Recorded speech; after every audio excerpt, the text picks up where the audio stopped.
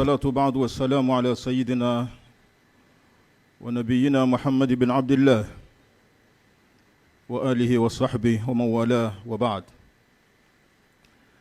Mheshimiwa Mwenyekiti wa Baraza la Mapinduzi na Rais wa Zanzibar Dr. Hussein Ali Hassan Mwinyi, Allah akuhifadhi. Mheshimiwa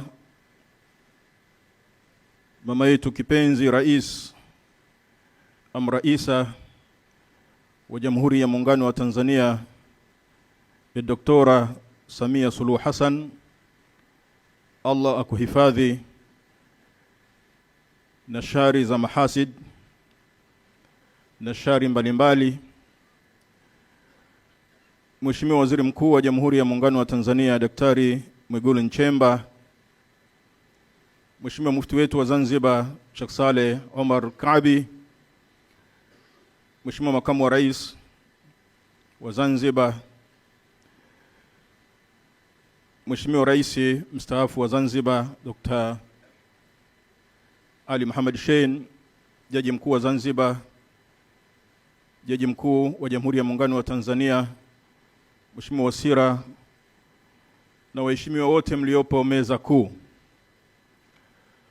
Mheshimiwa Rais, leo ni siku muhimu sana, si kwa Zanzibar tu lakini kwa Jamhuri ya Muungano wa Tanzania, ambapo tunamkumbuka mtu muhimu katika watu katika ulimwengu huu, mzee wetu Abedi Amani Karume rahmatullahi alayhi.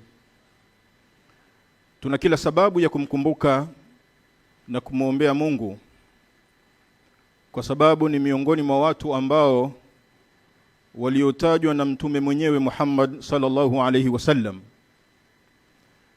Ukiuliza mtume wapi amemtaja mzee Karume, basi waambie ni pale mtume aliposema khairun nasi anfa'uhum linnas, mbora wa watu ni yule ambaye mwenye kuwanufaisha zaidi watu. Tena imekuja bisighatin mubalagha, anfa'uhum linnas, ni yule ambaye mwenye kuwanufaisha zaidi watu.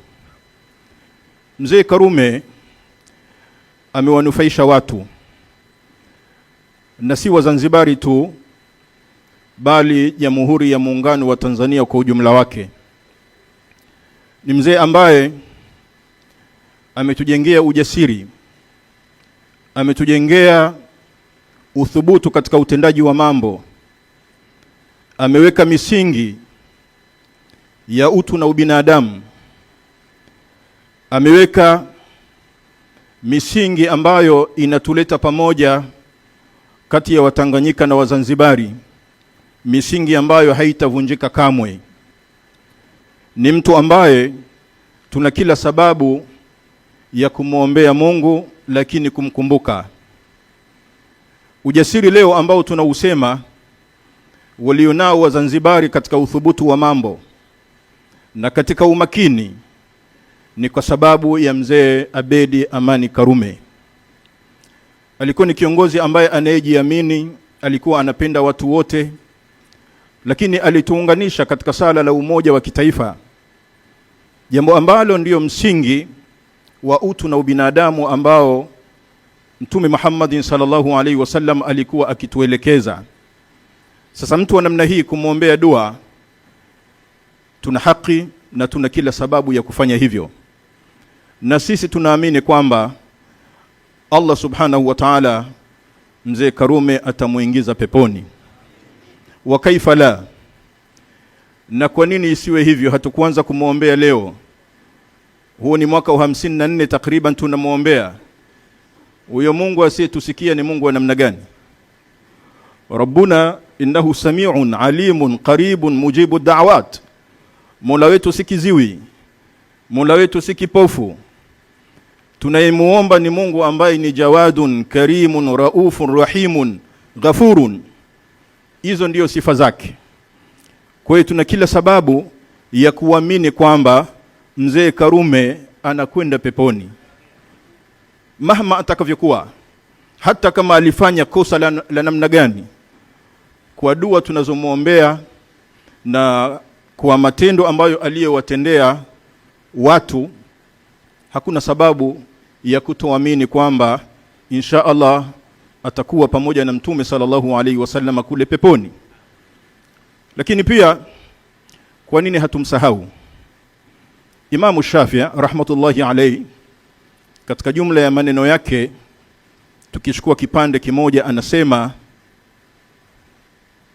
mata qaumun wama matat fadailuhum au wama matat makarimuhum wa asha qaumun wa hum baina an-nasi amwatun.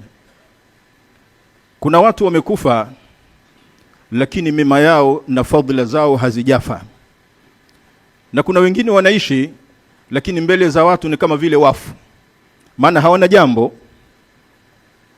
Ukiwauliza wamewasaidia nini watu, wamesaidia nini jamii, hawana. Kwa hiyo ni sawa na mfu tu. Lakini kuna watu ambao makarimu zao hazitasahaulika. Mmoja ni mzee Abedi Amani Karume, na yeye kwa maneno ya Mtume sallallahu alaihi wasallam ni katika watu bora.